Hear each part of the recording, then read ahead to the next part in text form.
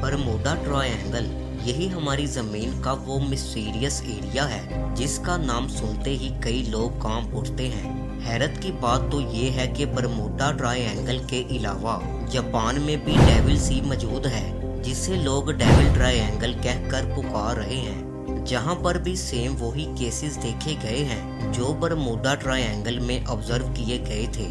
इसके साथ ही Bermuda triangle जिसकी डिस्कवरी आज से तकरीबन 500 साल पहले 1492 में क्रिस्टोफर कोलंबस ने की थी।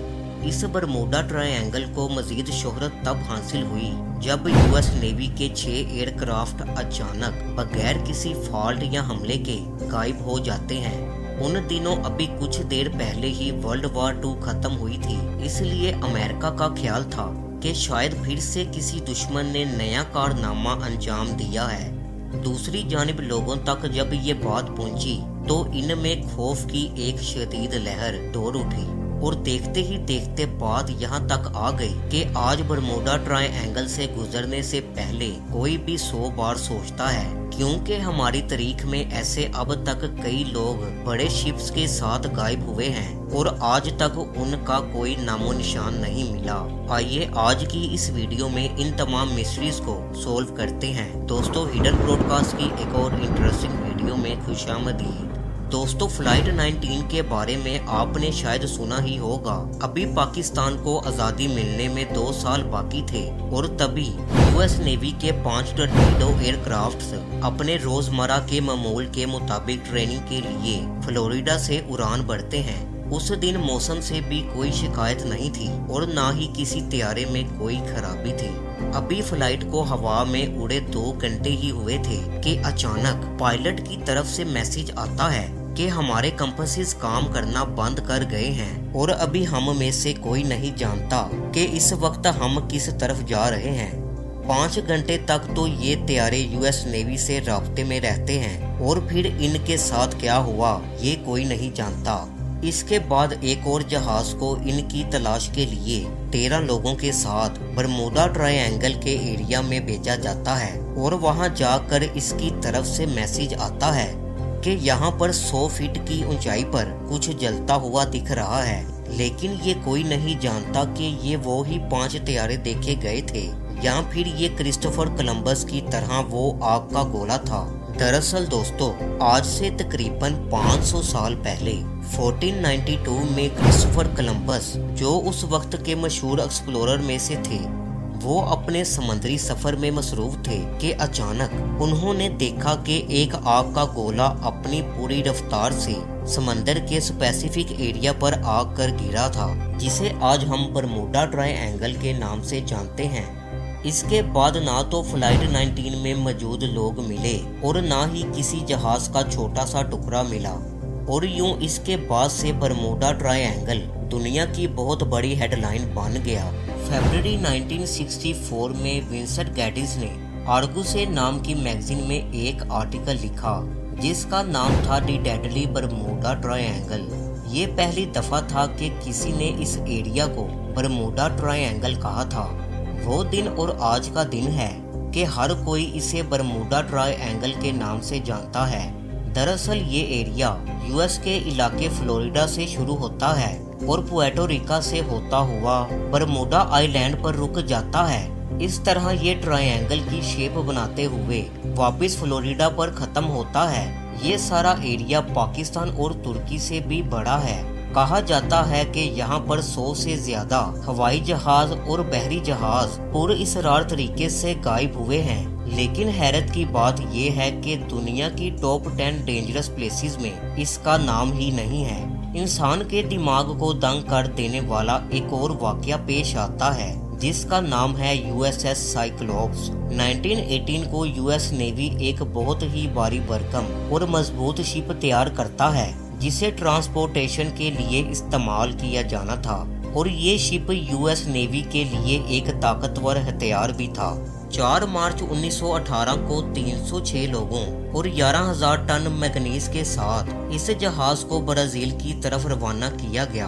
ये जहाज वाशिंगटन के करीब एक शहर है बाल्टीमोर, वहां से रवाना हुआ और बरमूडा ट्रायंगल से गुजरते हुए इसको अपनी मंजिल तक पहुंचना था। इसमें तकरीबन 9 दिन लगने थे।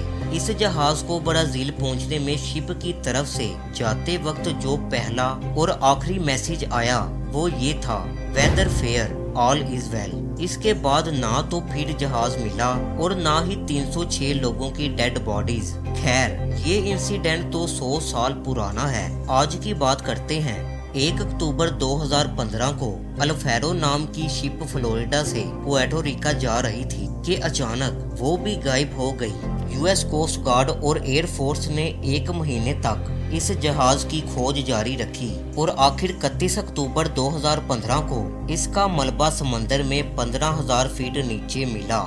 यूं इस तरह आज तक कोई भी बरमूडा ट्रायंगल की मिस्ट्री को जान नहीं पाया और आज जितनी मूवीज और मैगजीन बरमूडा ट्रायंगल पर बनाई गई, जिनकी लिस्ट देखते हुए आप थक जाएंगे, लेकिन ये आर्टिकल्स खत्म नहीं होंगे।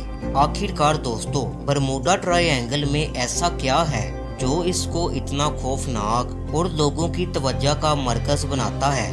कुछ लोग जो एलियंस के वजूद पर यकीन रखते हैं वो कहते हैं कि ये सब एलियंस का काम है, तो कुछ लोग कहते हैं कि इस जगह पर बहुत बड़ा सी मॉन्स्टर है। यहाँ तक कि कुछ मुसलमानों में ये चीज मशहूर है कि इसके अंदर दज्जाल बैठा हुआ है और जो भी इस जगह जाता है वो इसकी कैद में आ जाता है। लेकिन साइंटिस्ट की रिसर्च के बाद पता चला कि ना तो यहाँ कोई खलाई मखलूक है और ना ही यहाँ कोई सी मॉन्स्टर है।